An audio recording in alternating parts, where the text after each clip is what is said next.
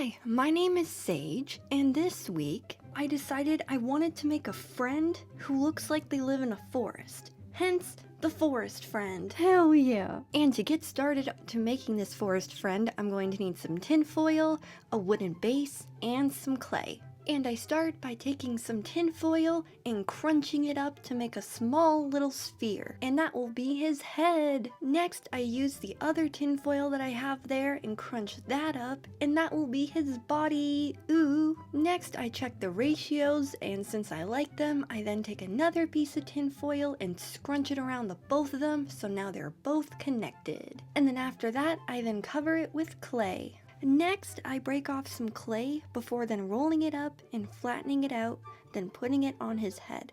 After that, I begin to form it to his head, so now it looks like an oval is protruding from his face.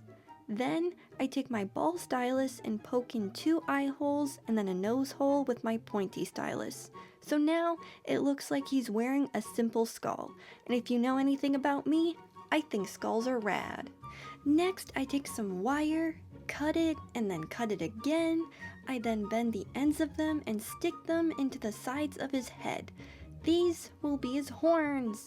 After that, I then cover them both with clay before then taking my stylus and blending everything together. And then I make some mini horns for him by making some small cones out of some clay and sticking them above his skull. I then blend them into his head as well. So now that his face is looking friend-shaped, he obviously needs some arms now. And so I make some little hot dogs out of clay and stick them on his sides, and bam! Arms! I then move on to making him a magical staff since he's a magical friend. And I do that by taking some wire, breaking it off, and then wrapping it in clay. After that, I scrunch up a small piece of tinfoil, put clay over it, and roll it to make it a sphere, as this will be a magical crystal that will be perched upon the staff. Next, for aesthetic reasons, hell yeah, aesthetics, woo! I make small cones that are like claws that will, in quotations, hold the crystal in place. And now I get to make the staff look more wooden by running the ball stylus up and down it to give it some texture. Hell yeah. We love texture here. Texture! I then put the staff away as I'm done and I move on to doing, you guessed it, more texture! I use the same ball stylus and then run it up and down my little magical dude. Ooh! My vision is that he's gonna be nice and fluffy like a bear. And then I also give him a middle part. I don't know why I did that, but you know what? He looks cute, so it works. And since he's gonna be in the forest, obviously he has to have some feet. Ooh, so I break off some more clay and give him some little feet. Ooh. But they were a little uneven, but that's okay, I fixed it, and then I texturized them by doing the exact same thing. The ball stylus really came in clutch for me here. I then move on to giving him some back spikes, because obviously they're rad, and I had to give them to him, and I do that by making some little cones and then sticking them on his back, and I then blend them into his body to make everything all mitchy-matchy. Next, I get distracted by literally everything all at the exact same time because I don't have any focus. But then I decide to lock in and make some feet claws. And I do that by making some cones out of clay. And I put 3 on each foot, but then I realized a better way would be to make a little indent with my ball stylus and then put the claws in. So then I do that. I then repeat that process on the other foot as well. I then go in and just do some random touch-ups until I'm happy, and this is what he looks like. And since I like the way he looks, it's now time to make some mushrooms. I start by getting some tinfoil, and you guessed it, make another cone shape.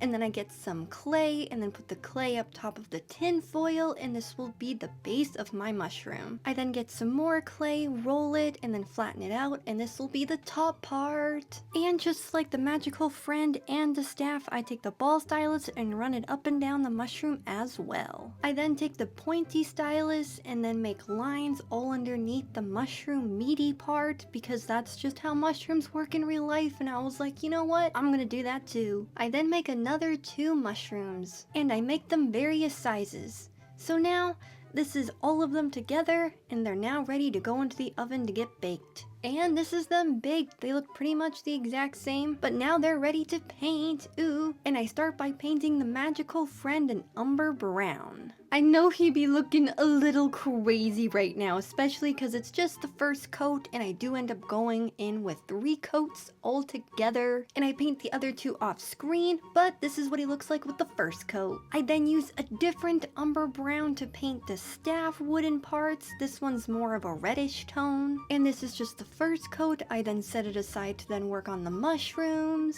And I start by just painting the stems of the mushrooms. I use a combination of an umber brown and a light yellow and mix them up. And since I'm not the best at mixing, they're various colors. And I liked how they turned out, so yay. And this is just the first coat as well, and I didn't need a second one, so yay. I then decided to go with the classic red-topped mushroom look because it's just fun, and I do end up only using 1 layer of red paint because it's just so opaque, which is fun too, and I paint them all that color. Next, I paint his face white, and I also continue to paint his horns, the spikes on his back, and his nails white as well, and I go over each of them approximately 6 times with the white. And since I had the white out already, I decided to do the iconic white spots on top of the red mushrooms. I had to go over the spots 4 times each to make them opaque. And once they are opaque, I decide to do a hard left turn and then just completely disregard my base from before and get a new one and then paint it. I can't focus. It's just who I am.